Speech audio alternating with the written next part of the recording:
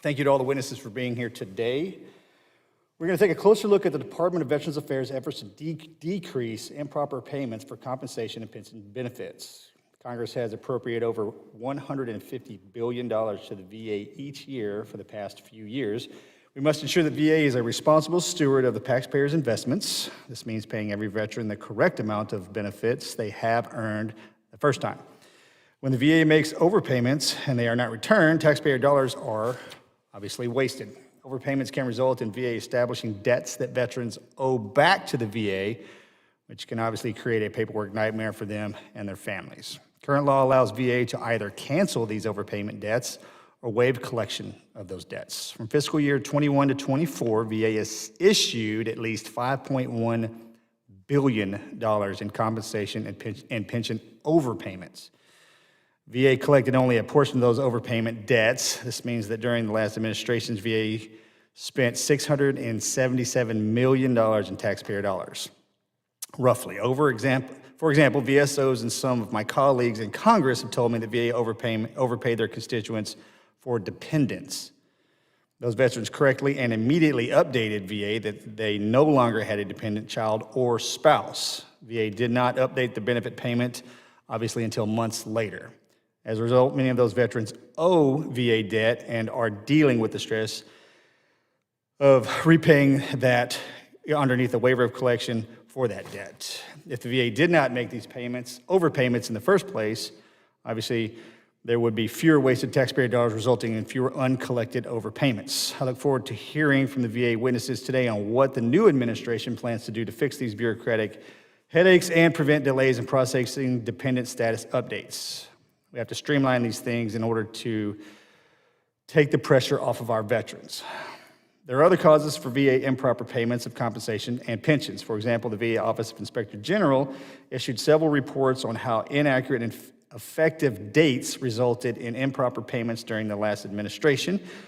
The effective date for a grant of a claim determines the amount a veteran will receive in disability compensation back pay. OIG has issued reports, including one in April, that VA incorrectly assigned effective dates when it granted certain types of claims, such as PACT Act claims and claims for total ratings due to unemployability. OIG estimated that those incorrect effective dates resulted in at least $100 million in improper compensation payments. OIG found that the cause was ineffective policy guidance, job aids, and training when it comes to assigning effective dates of awards. I understand that this can be very difficult to determine the effective date of the award. I look forward to hearing from OIG today and how the VA should provide claims processors with effective training and guidance on how to assign correct effective dates for all types of compensation and pension claims. Ultimately, when veterans owe VA a debt at no fault of their own, why should taxpayers have to foot the bill? But we must ensure that VA makes every effort to prevent overpayments from happening in the first place. And I look forward to hearing from our witnesses today on how we can cut down on wasteful spending from improper payments in compensation and pension. And with that, I yield to the ranking member for his opening statement. Thank you, Mr. Chairman. Appreciate your comments, and thank you all for being here today. We have a responsibility to make sure that the VA uses taxpayer money in an efficient and correct way. We also need to guarantee that the VA pays each and every beneficiary what they are due. So today, I want to have a genuine conversation on what works and what doesn't. I'm not here to chastise the VA over their supposed fiscal wrongdoing and then leave without ideas for making the VA work better for the veteran. I'm also not here to just defend the status quo, because at the end of the day, everything we do on this committee must be centered around the veteran. It must make things better for the veteran. So we're looking at massive programs here, complicated, imperfect programs. I know we need to work to make them better, and to do that, we're going to have to push for real efficiencies and improvements. We absolutely need to make sure strong payment controls are in place. Now that the VA is pushing out more money than ever, thanks to the PACT Act, we need to make sure that the VA remains a good steward of taxpayer dollars. But we must be precise. If we take an overly punitive and difficult approach to compensation and pension payments, we run the risk of leaving veterans out in the rain without the benefits they have earned. I stress that they've earned. These are the men and women who have put on the uniform for us. They have earned these benefits. So that doesn't mean it's an anything goes policy with no guardrails. But I believe this issue deserves a bit more nuanced consideration than some of the issues we deal with here. I would love to say this is an easy fix, that the over 130,000 PACT Act claims will go through without incorrect effective dates, that every veteran who gets divorced will immediately notify the VA before they incur debts, or that a grieving widow will catch an overpayment during a difficult and confusing time. But that's not the case. It's not reality. As I said, these are large, complex systems, and not only are they run by humans, they're used by humans. That means there will be errors. And even with the best possible software, there's going to be some mistakes. Our goal, and I believe it's the VA's goal as well, is to work hard to fully minimize any of those errors or mistakes, get the veterans what they need, and be strong stewards of taxpayer money. I think we're all rowing the boat in that direction. I don't suspect misconduct and incompetence around every corner. So I hope that today we can have a discussion with that nuance. I also want to ensure that as we work to help the VA reduce the errors in their payment systems, we are equally concerned about what these errors mean to the beneficiaries on the other end. That's our veterans. Committee staff visited the Debt Management Center in February and heard a couple of firsthand accounts of veterans being confused, angry, and even suicidal because they incurred a debt they didn't know about. That's what I want to avoid. I want to make sure that the VA has processes in place to protect veterans and other beneficiaries, as well as the call center employees taking their calls. So, Mr. Chairman, I know it's both of our goals that while we look for ways to make the VA better, we don't forget the veterans and the survivors and those serving them in the process. I look forward to a productive discussion, and I yield back. Thank you, Mr. McGarvey. Welcome, everyone, and thank you for coming today. I'm going to introduce our witnesses. Our lead witness from the VA is Ms. Tann, Executive Director of Compensation Services at Veterans Benefits Administration. Ms. Tann is joined by Mr. Kevin Friel, Executive Director of Pension and Fiduciary Services at VBA. Ms. Tann is also joined by Ms. Jeanine Gilson, Acting Chief Financial Officer for the VBA. Today's witness panel also includes Mr. Brent, Arronte, Deputy Assistant Inspector General for Audits and Evaluations at the VA Office of the Inspector General. Mr. Arronte, do I understand it correctly? This won't be the last time I'm seeing you, or are they putting you out to graze?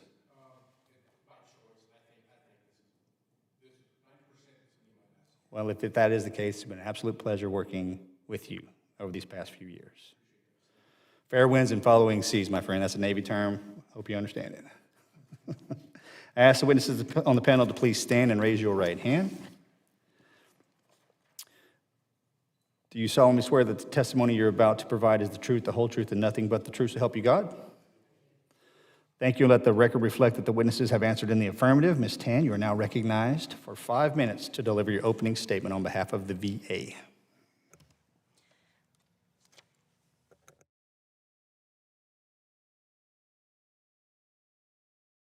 Ms. Tann, is your mic on? I'm sorry.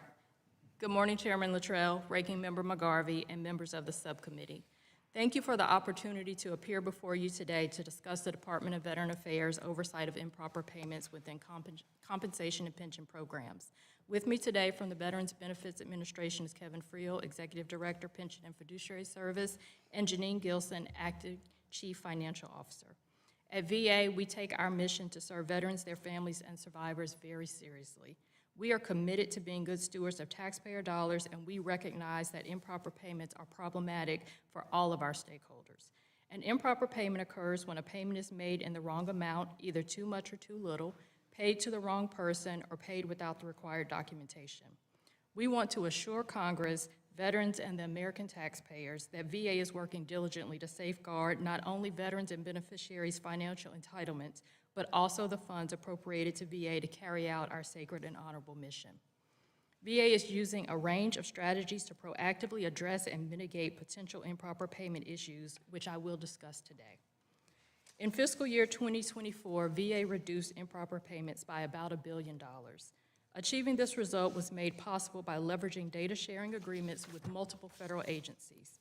These provide critical information that inform the propriety of payments, such as benefits related to military duty status, benefit changes due to death, and income-related information. Additionally, these partners provide information that helps identify discrepancies or confirm information.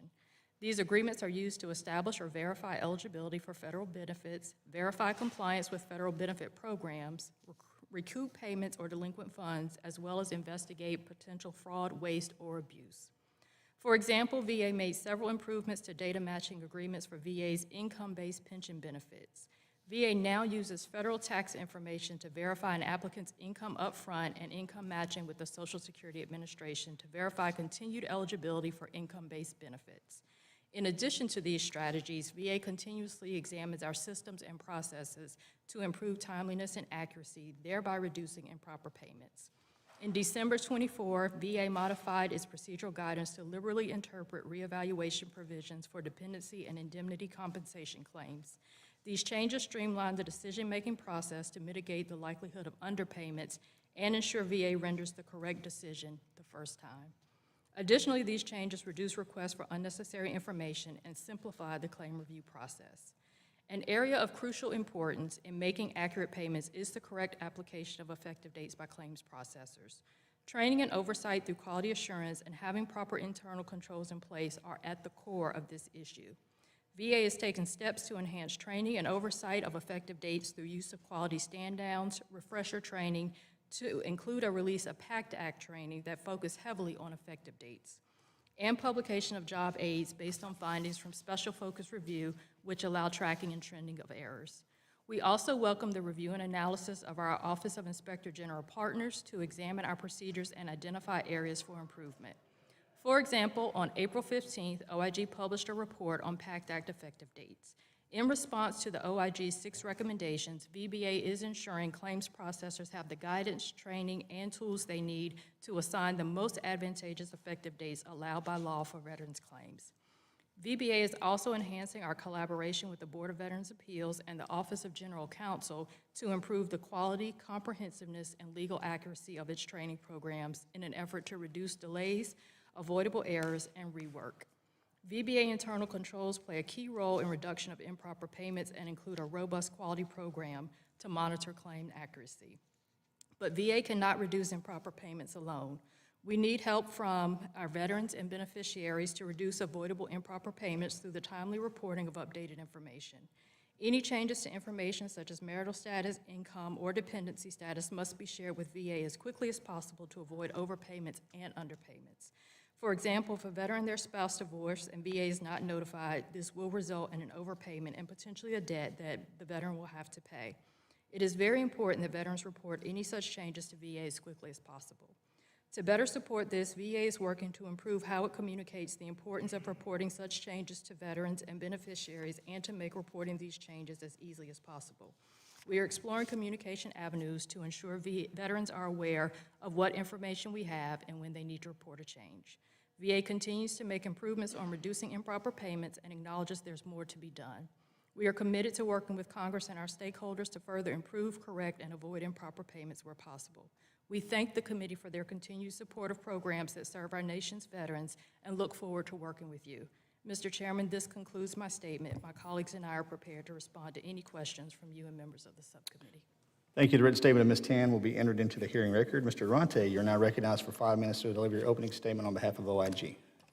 Chairman Luttrell, Ranking Member McGarvey, and members of the subcommittee, thank you for the opportunity to testify on the OIG's independent oversight of VBA's compensation and benefits programs.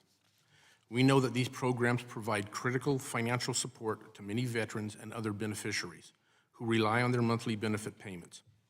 Our oversight work has identified deficiencies in VBA's processes, IT systems, training, and internal controls. As a result of that oversight, we focus on recommendations that will help VA find ways to deliver timely, accurate payments so beneficiaries are not impacted by miscalculations and incorrect payments. Taking corrective action on OIG recommendations could also help VBA be good stewards of taxpayer dollars. In addition to our audit work, The OIG has a robust criminal investigations program to combat bad actors who fraudulently receive benefits. Improper payments are defined by OMB as federal payments that are for an incorrect amount, paid to an ineligible recipient, or issued without adequate supporting documentation. For the purposes of this hearing, we are talking about underpayments and overpayments. My written statement discusses several reports that identified improper payments, but I want to focus on the importance of correctly establishing the effective date of a claim. The effective date of a claim is paramount to ensuring that veterans' compensation claim is paid on the correct date most advantageous for the veteran. The PACT Act significantly complicated effective date determinations by adding locations, dates, and new presumptive conditions that claims processors must consider. VBA rolled out the majority of training for PACT Act claims processors in December of 2022, with a completion deadline of January 2023. This was an accelerated training schedule to facilitate implementation. VBA began processing PACT Act claims for terminally ill veterans in December of 2022 and processing all other PACT Act claims in January of 2023. In a report we released last month, we found that 24% of the cases we reviewed, staff assigned incorrect effective dates that resulted in $6.8 million in improper payments, including both under and overpayments. Based on these projections, by August of 2025, that amount will reach approximately $20 million. We determined that this was the result of VBA not effectively preparing claims processors to incorporate PACT Act's significant changes. The training guidance lacked the specificity needed for complex decisions, and the two IT tools that were to assist in determining correct effective dates were unreliable. In our soon-to-be-published report on VA's compliance with the Payment Integrity Information Act, or also known as PIA, we found VBA reported improper payments, or VA reported improper payments of approximately $2.2 billion in both over and underpayment, which is down from $3.2 billion that was reported in 2023. However, of that $2.2 billion, $1.1 billion is considered a monetary loss and likely will not be recovered by VA. While VA satisfied 5 of 6 PIA requirements this year, it continued to report an improper payment rate of more than 10% for 2 programs. Those programs are VBA's pension program and VHA's purchased long-term care services. While VBA's compensation program is not included in this report, it will be next year since VA identified the compensation program as a high priority program because it is susceptible to significant improper payments. The OIG is committed to continuing its independent oversight work of claims processing activities and VBA operations in order to create a better experience for veterans and their beneficiaries. Chairman Luttrell, Ranking Member McGarvey, and members of the subcommittee, this concludes my statement. I would be happy to address any questions you may have. The written statement of Mr. Arronte will be entered into the hearing record. We will now move to questioning. I recognize myself for 5 minutes. Okay, that was quite the suitcase you just unpacked, sir. So Ms. Tann, and this is how I'm going to start this. How do we fix this problem? Ms. Tann, you said we're exploring our avenues of communicating with our veterans because this is a pretty long cast here. So it starts inside the VA with our digital infrastructure, our training, manning, equipping with software and hardware. But as it moves downstream and touches the veterans, they have to be able to communicate back into the organization to say, hey, look, my dependents are no longer here, and I've gotten a divorce and my spouse has passed away. How do we track? You mentioned Social Security earlier. How does the VA, because in my district, they don't have computers, they don't have phones. Our veterans like to dig in and they're just kind of hidden. How do we track or help our veterans track? How do we track our veterans if they lose a spouse so the VA is not providing overpayment? How do we fix that problem? Because at the end of the day, and I'm going to say this now, I'm going to say it in my closing remarks, if we're spending $3 billion in overpayment and underpayment, and from the last 10 years, if we're doing our homework correctly, those numbers have increased. we're losing ground, which is money that can be spent in other areas of the VA. And I agree with my ranking member's opening statement.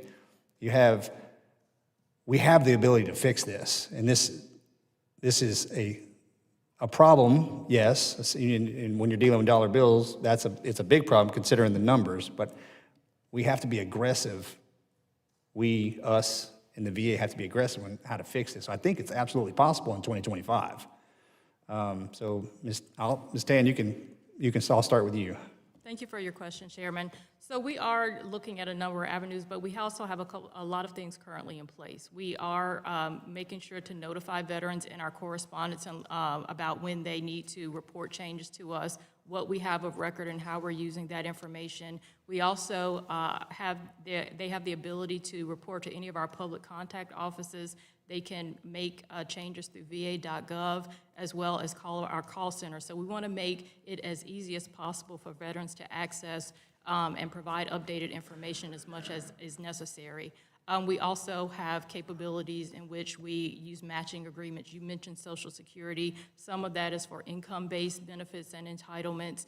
We also do death matches so that we are made aware, and we have like a survivor's assistance office now that can help veterans kind of navigate some of these situations. But really for information that only they have, like if there is a divorce, if there is the death of a spouse, or the need to remove or add a dependent, that's only information that veterans know that they have to come to us. And so we're trying to open all the doors and make sure that they know that they have to inform us and what information we're using at any given time. Do we have the exact, I'm going to try to say this right, do we have the exact number of how many beneficiaries there are, how many we correspond with, and how many respond back to the VA's requests? So if we're pumping out letters, Mr. Friel, to 100 veterans that we give that are beneficiaries, and only 30 of them are responding back, but we're still paying the other 70, do you have that number by chance? Ms. Tann, I may be switching to Mr. Friel, I apologize. No, sir, I don't have that number readily available, but we can take that back. But is that a question that's being asked in the department? It is. We are looking at, specifically in our area, in pension and fiduciary, we are looking at the rate of return when we do development actions or we do requests for information, the rate of return that we get. Do you have like a projection or a window that you can provide the committee today? No, sir, I would just be making up an arbitrary number, and I don't want to do that, but we will. We'll get that. I ask that you get that to us, because again, just curiosity, if we're in the billions in overpayments. And sir, if you don't mind, one thing I'd like to expand on Ms. Tann's answer is, okay, with the Social Security death match, originally that was just for beneficiaries. We have expanded that out to dependents on an award. So to your question about how we would find out if a spouse passed away, we will do that through the Social Security death match. Social Security has the same limitation we do, that they're dependent upon a third party to notify them of a death. But once we get it, we can start action with the veteran to remove that dependent from their award. Okay. I'm eager to know how many beneficiaries there are, how many we send information to, and how many are responding to that request. Because the delta in there, I'd be curious to see what the number sign is and how that's correlated. Yes, sir. And from that perspective, sir, just for clarity, we do correspond with almost all veterans every year when we do the cost of living adjustments to what Ms. Tann spoke about in the letters. We identify change, but as far as the other actions where we do development and like a due process, is that more the area that you're looking at? Well, that might be where one of the misses are. Okay. It's causing the problem. I mean, it's a lot. There's a lot of them, but that one I make the. I'm sorry. Ranking member, you're recognized for 5 minutes, sir. Thank you, Mr. Chairman. Thank you all for being here again. Ms. Tann, I'll start with you this morning. For fiscal year 24, what were the reported level of improper payments for both the compensation and pension services as real dollar numbers and as a percentage? Thank you for the question, sir. I'm going to ask our acting chief financial officer if she'll take that question, please. Good morning, and thank you for that question. For fiscal year 2024, for compensation overpayment debts, we established $1.14 billion in overpayment debts, and that is out of an outlay of $161.196 billion, which comes out to a fraction of 1% of improper payments. It's 0.72% of outlays were improper. The breakout for the pension service for 2024, their overpayment debts were $227.4 million out of an outlay of $3.743 billion, which is a percent of outlays of 6.1%. In total, when you add both of those numbers together, the total compensation and pension overpayment debts established was $1.366 billion out of a total compensation and pension outlay of $161.196 billion for, again, a below 1% percentage of compensation and pension outlays. It's 0.85% were improper. Got it. And of those improper payments, what percentage were overpayments versus underpayments? So I can do the rough math here from the agency financial report for 2024.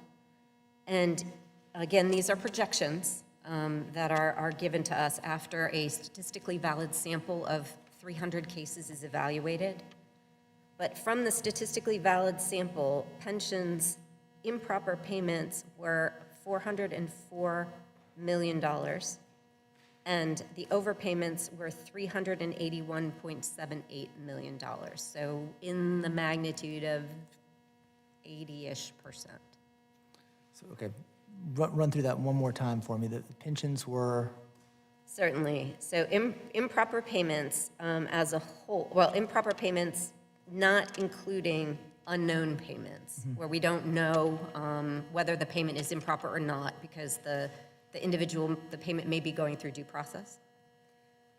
So for improper payments that actually have been identified in a projection as being improper, the total was $404 million. And the overpayments of that 404 were $381.78 million. Okay, thank you. And do these numbers show an increase or a decrease in improper payments for these offices over prior years? So for pension service, this is an increase. The projection is an increase from 2023 to 2024.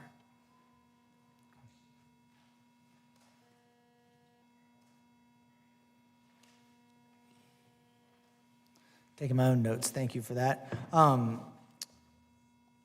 This for Ms. Tann, but whoever has the answers for it, as I understand it, compensation service will be subject to more in-depth supervision under the Payments Integrity Information Act. Can you tell us why and what changed at ComService to make that necessary? Sure. Thank you for the question, sir. So what it is that in FY24, compensation service underwent a risk assessment, and because of the pure scale of our program, as was mentioned earlier, just the amount of outlays that we have, we are susceptible to more improper payments, and so it's not necessarily that anything wrong was done. We are in testing and evaluation right now, but that heightened awareness and risk assessment as an internal control will lead us to reporting again in 2025 after having been removed previously because we met the PIA requirements, and OIG concurred with that back in April of 2021, I believe. Okay, and we've got just a little bit of time left. Would you say this is a function of scale and not an issue of lack of proper controls, or how would you characterize it? I think because of, as has been mentioned, just the amount of beneficiaries and veterans that we're paying and the vast dollar amounts that we're paying, we just are at heightened risk. It's a combination of factors, again, that you mentioned. I believe we have strong internal controls in place, and we're constantly working to improve those. But I think it's just based off the risk assessment, we have a higher risk because of the amount of outlays that we have. We're out of time, so I yield back to you, Mr. Chairman. Thank you, Mr. McGarvey. Mr. Self, sir, you're recognized for 5 minutes. Thank you, Mr. Chairman. These are a lot of numbers. Your last comment, though, Ms. Tann, you're at a higher risk because you have larger payments. Why is that logical? Because of the scale of our program and the amount of beneficiaries and payments that we do make, we just have a heightened level of risk around the potential for improper payments, which could be under or overpayments. Yeah, I would disagree with that assertion. But Mr. Friel, yes or no, did you fix the Social Security Administration matching problem? Yes, we did. How'd you do that? We did a testing with Social Security. We validated that we were getting good responses. We have now continued to run that match every quarter to ensure that we are capturing the debt as soon as possible. Okay, so this is one of my continuing comments about VA. We hear a lot about your inputs, what you have done. I'm more interested in outputs, and we just heard that improper payments increased from FY23 to FY24. So when are we going to start seeing results to this fix to the problem? So our projection right now is that the FY27 testing will get us below the 10% that's required by PIA. We are currently still doing the match, cleaning up the matches from the historical point, and we believe that we'll have a good force in, or excuse me, we'll be a good position in 2027. We're also investigating the opportunities for automation so that we can use automation to address these quicker than having to work them through the typical claims inventory. Okay, well, I suggest we do it quickly because in the 4 years under the Biden administration, we had almost $4 billion in overpayment debts. So let's move to the Veterans Child Chapter 35 education benefits. Ms. Tann, we're talking about over $200 million for this one small sector of what we're talking about. So when did you first learn about these overpayments for the $200 million plus dollars? Thank you, sir. We were actually notified, I believe, in compensation service around after the October 2022 date, and that's when we started to work together to look for whatever solutions we can put in place. That information or that notification actually went through our Office of Financial Management, and then they passed the information to compensation service. So I may not have those exact dates right, but the information flowed from our OFM office, from our Office of Business. So again, those are inputs. When do we see outputs? So actually, we have made changes so that we have a matching program through information between compensation service and education service. So we actually do a monthly match. We started that in January of 2025 to send notice, and in March of 2025, we made adjustments to those awards, creating no overpayments for our beneficiaries. In April, we have started that. We are doing that monthly match, and that allows us to give veterans or beneficiaries due process of that prohibition from them receiving both of those benefits at the same time. Okay, Mr. Arronte, you mentioned the PACT Act complexity. Can you delve into that a little bit more? Because the PACT Act has led to the largest increase in our payments to our veterans for forever. And can you go into that a little bit more to include the incorrect dates? I'd like to hear that. But there are also 6 factors I think you mentioned in your written testimony. So can you go into the complexity of the PACT Act? And my bottom line question, and I have 1 minute, is does Congress need to do something to fix the complexity? Great question, sir. Regarding effective dates, the laws have not changed regarding effective dates. What complicated the issue with PACT Act is PACT Act added a lot of locations where veterans could serve for presumptive disabilities. They've added presumptive disabilities, and all of those issues are considered liberalizing legislation. So any time that there is a liberalizing law, that is something that a claims processor must consider. So an example of one of the most complicated issues is if a veteran has an intent to file, meaning I'm going to file, he's going to notify VA or she's going to notify VA that I'm going to file a claim within the next year. The date of that intent to file is one effective date. Then depending on what is being claimed, there could be 2 or 3 or 4 other effective dates. It could be when the date when those disabilities, those presumptive disabilities became law. It could be when there's evidence that shows a veteran served in a specific location that was added due to liberalizing legislation. So they have to consider all of those. Okay. And at the speed they work, I think they missed that. Is there any way we can clean up those? Because, is there any way we can clean up those? Different dates? From a legislative standpoint, we've done the work in that. I mean, our experience is this is something that the department has to fix. We've done some brainstorming, okay, if you'll bear with me, and regarding effective dates. I think we're going to have a second round. We may come back to this, Mr. Arronte. Okay. Mr. Chairman, I yield back. Mr. Arronte, continue on. That was going to be my line of questioning, so please continue. Okay, so we've, based on this recent work of effective dates, this is something that we've seen over years. When did you tell VBA that the improper effective dates was the #1 issue? In August of '22, I was invited to their rollout implementation conference in Houston, and we were asked to provide the IG's concerns, and our very first talking point was effective dates. And we were told that, yes, we're going to train effective dates, we know it's important, and This is one of the major causes of this blow-up, I'm going to assume. So yes. how do we fix this? So three things that me and my directors have brainstormed. I'm not advocating one or the other. It's a choice of the department. The first is they could simplify the process of scenarios that govern effective dates. Instead of having all of these different levels of rules to govern effective dates, you could say the date you filed a claim and when a law changed, right? You could simplify that. I think the pros to that, I think you'd see a better processing by VBA. The cons, I think you would get pushback from VSOs and veterans saying that, just because it's complicated, does it mean we don't do it? The second is automation.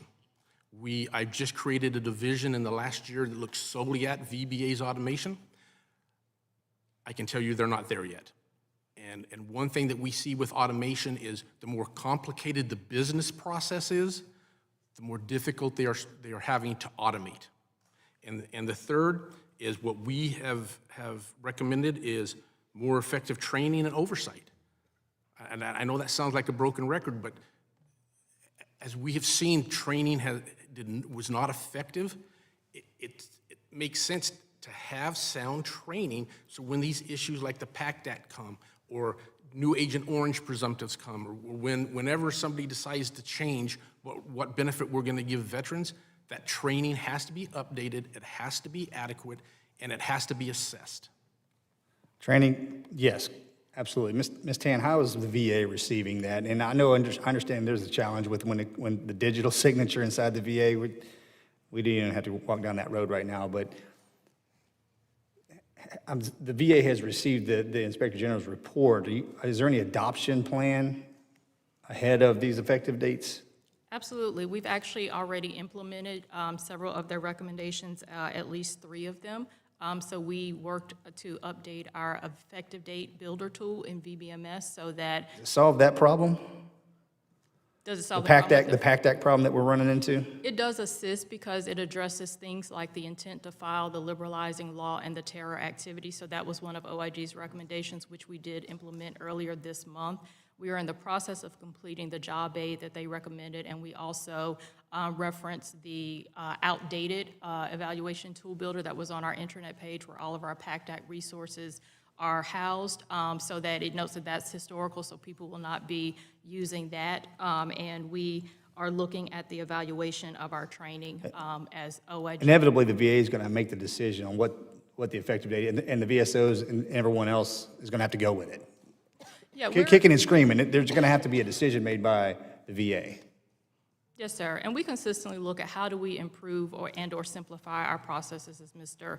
Arronte mentioned, based off feedback and things of that nature. So effective dates are complex. It's hard work, and that's why we have humans in that process. If we could automate things end to end, we would. We can't. We know we need subject matter experts and human intervention in this process. There is a lot to unpack for our claims processors, but as Mr. Arronte said, PACT Act didn't change how we apply effective dates.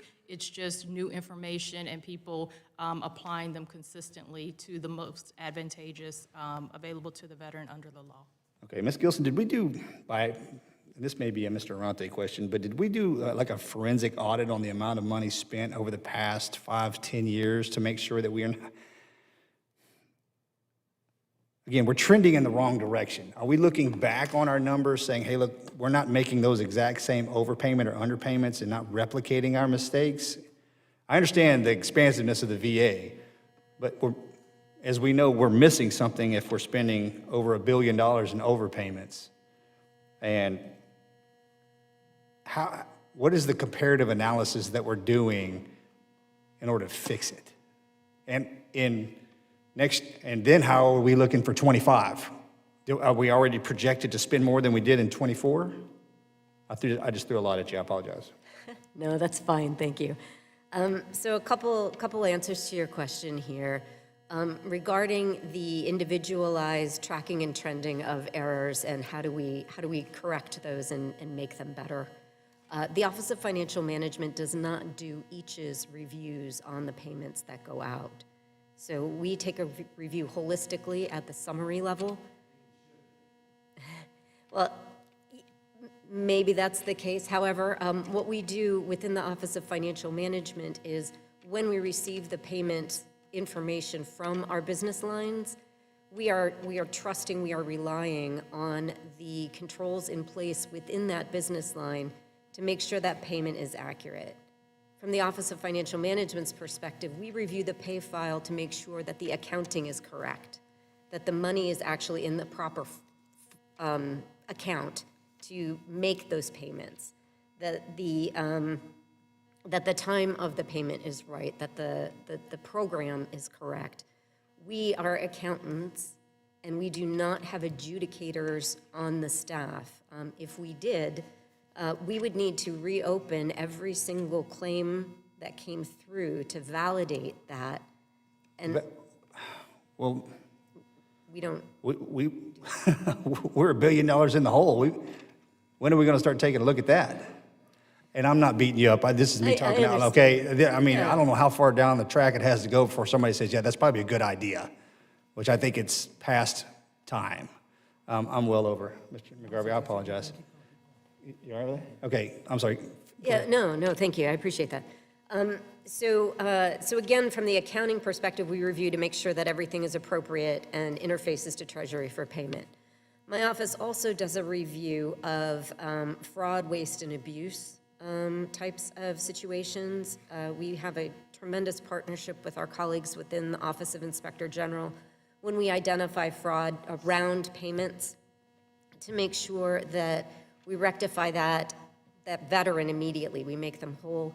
In many cases, we can reissue payments same day when we get a call saying, hey, I didn't get my payment.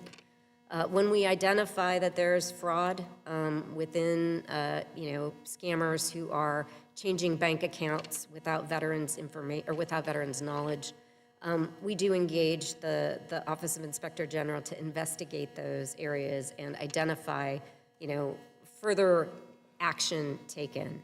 That's when you see it. I mean, then the event has already happened. We need to we're trying to stop it beforehand. Correct. And so we do have some tools and techniques that we have available where we are getting more proactively involved in preventing fraud.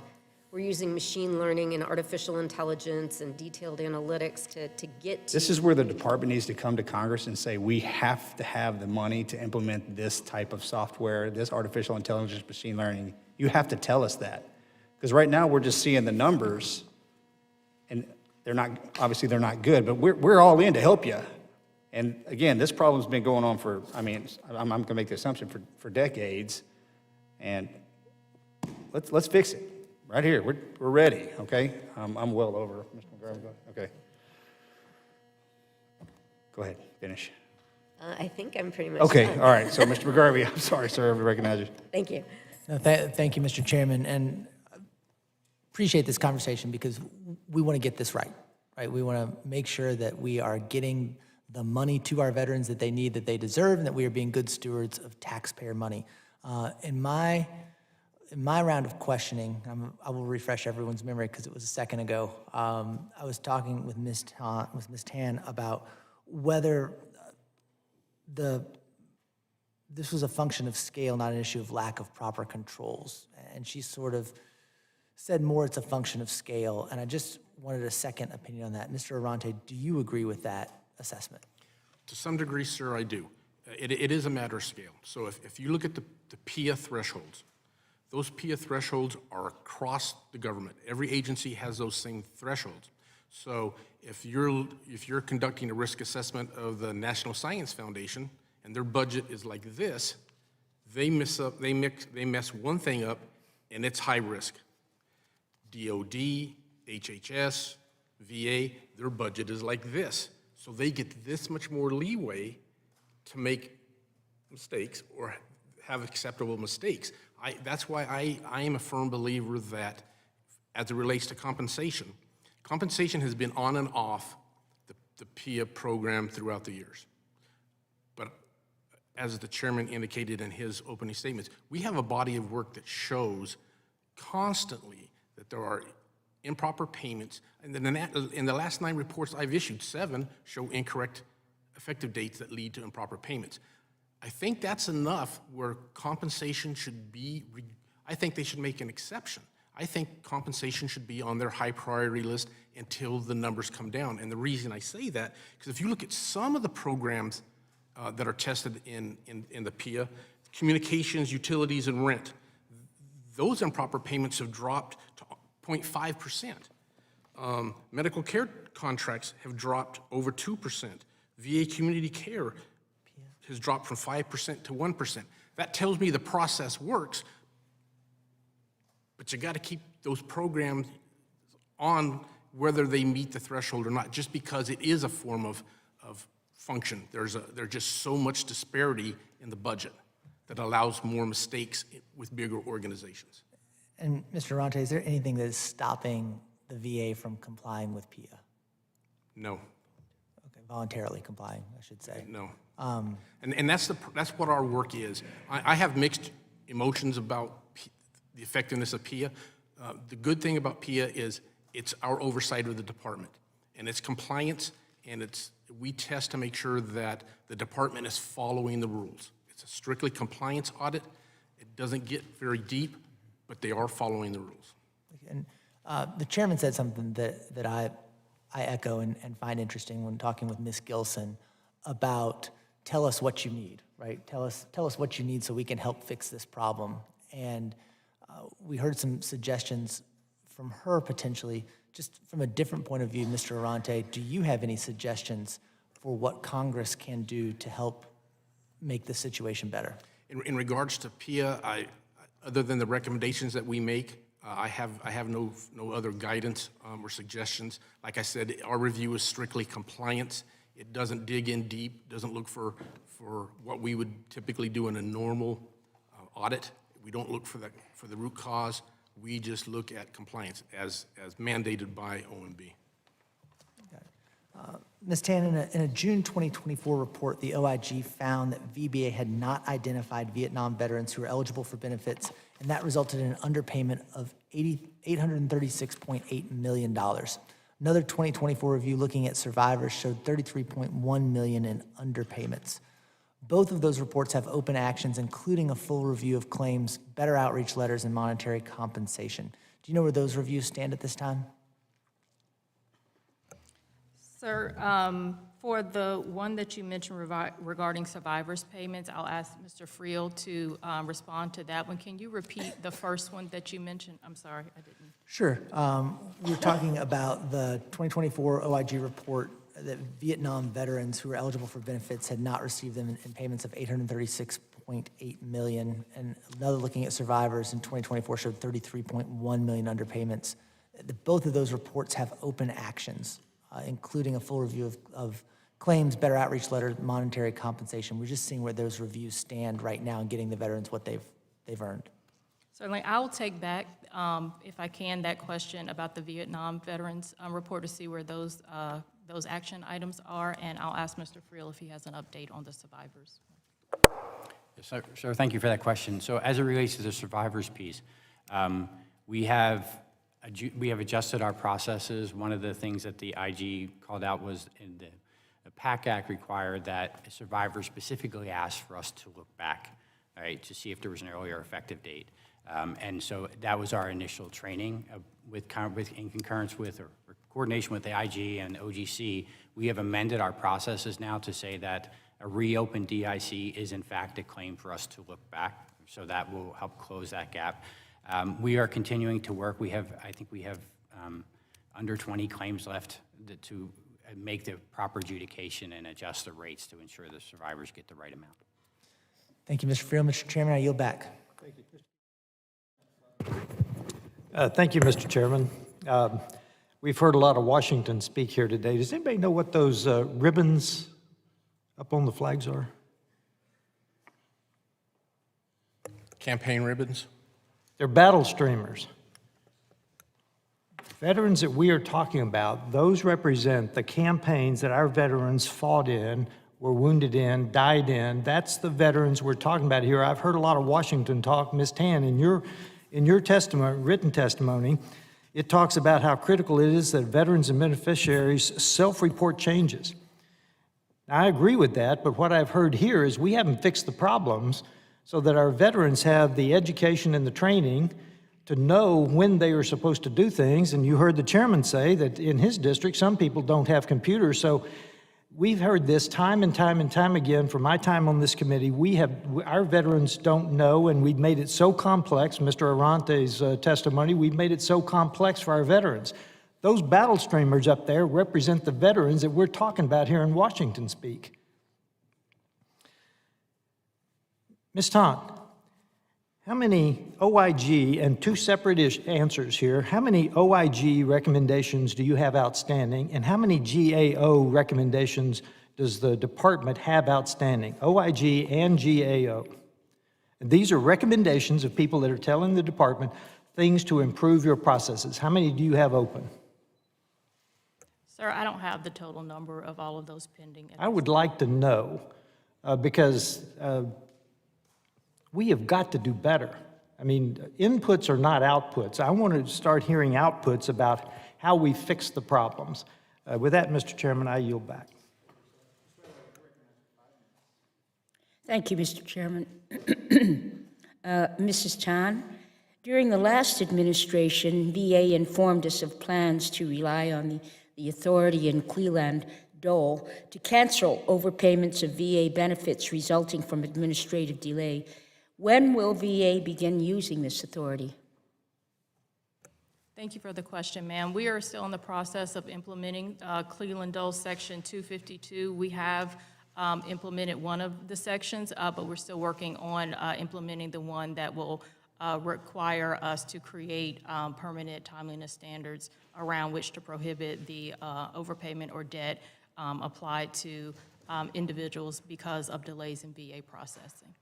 Ms. Tann, yes or no? Was the April 2025 PACT Act effective date refresher training, was it mandatory? Yes, it was. Yes or no, have all compensation service employees completed that April 2025 effective date training? I would have to get back to you on that. Please do, thank you. Mr. Friel, yes or no, has every employee who decides survivors DIC claims also completed that April 2025 training? Yes, they have.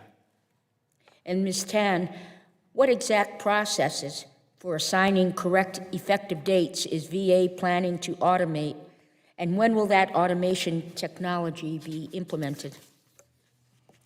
I am not aware of plans to automate effective dates just because of the complexity around it. I will speak to the work that we've done to update and enhance our system so that the tools that are available to claims processors address some of those problem areas and pain points that Mr. Arronte mentioned, such as intent to file, liberalizing law, and toxic exposure activities.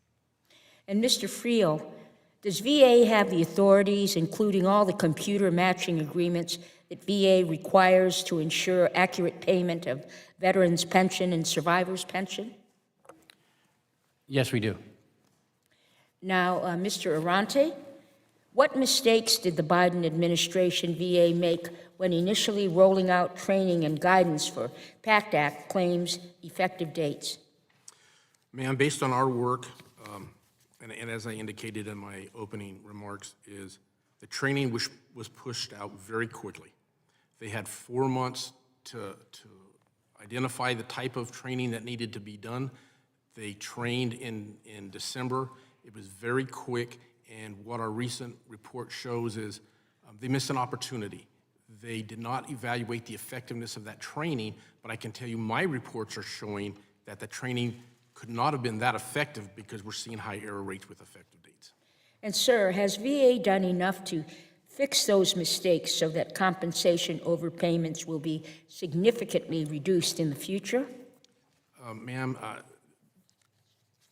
if you're looking for a yes or no, I'm going to say no, just because of my body of work. However, as the VBA panel members have indicated, I think they're heading in the right direction. They are correcting these effective date tool builders. They are consolidating their policies and procedures and the guidance so staff don't have to look through 10 pages of FAQs on this site and 20 pages of FAQs on this site. I think they're working towards the right direction. So, Mr. Arronte, do you believe that VA's quality assurance controls are adequate to ensure that VA claims processors assign correct effective dates for award of benefits? No, ma'am. And the reason I say that, again, I'm basing it on our work. We see high error rates all the time. I think one of the things that we would like to see, and we looked at their QA programs in 2021. We looked at 5 aspects of it, issued reports on them. And since then, I think one thing that we would like to see with their QA is when they draw samples to determine accuracy and error rates, they sample across the board, the entire spectrum of claims. It could be a musculoskeletal claim, it could be a claim to a presumptive claim, it could be a whatever, right? But they know what their high priority areas are. They know effective dates is one. There's several others. I would like to see them, aside from a special focused review, because that's a one-time look, I would like to see them conduct a specific sample of those high-risk areas. Now, that might not bode well for their accuracy rate, but it will help them hone in on what the high-risk problems are. Thank you, Mr. Chairman. Yield back.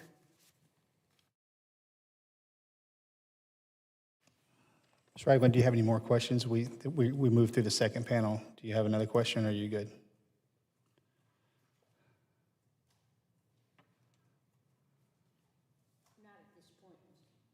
Not at this point, Mr. Chairman. Thank you. I yield to the ranking member for closing remarks. Thank you, Mr. Chairman. I appreciate the testimony here today. Obviously, we appreciate you all being here, and I know that each and every one of us wants to improve these programs. We want to make sure that we get it right for the veterans and we get it right for the taxpayers. We've got to do it in a holistic way. We've got to make sure that there are the fewest possible errors and that the personnel are well-trained. We also want to see this done with care and compassion. I want us to find solutions. I want us to create efficient processes and to listen to the workers and union workers when they tell us how we can help them in their work. I want the call center workers at the Debt Management Center to have the ability to step back and breathe when a veteran calls in crisis because they don't see a way out of debt they didn't even know they had. I want the veteran in crisis to have access to immediate mental health care at that moment. I want to see a VA that provides kindness and clarity in a payment program to help a veteran get out of the red. But I don't want to hack away at the base. I don't want to needlessly attack people who are serving these folks while we make it harder to conduct research or provide life-saving care and keep families together in burial plots. We want to make sure that the VA is working, that it's working for the people for whom it is intended to serve, the veterans, that they do so in a responsible way that has the fewest possible errors. And I truly mean that, all errors, whether it's identifying the proper payments, the proper training, whether it's an improper use of funds. Because at the end of the day, if we don't get this right, who are we hurting? We're hurting our veterans. We're hurting the people who work at the VA, many of whom have served our country prior to their serving our country at the VA. We hurt the families, the caregivers, and the survivors of the brave men and women who put on a uniform to serve us. Mr. Chairman, I look forward to working with you together on this issue, to finding genuine solutions to these problems, and I yield back. Thank you, sir. And thank you all for coming to the hearing today. The ranking member and I are in agreement. It would be ideal if we could walk this problem all the way down to zero, dollar sign wise.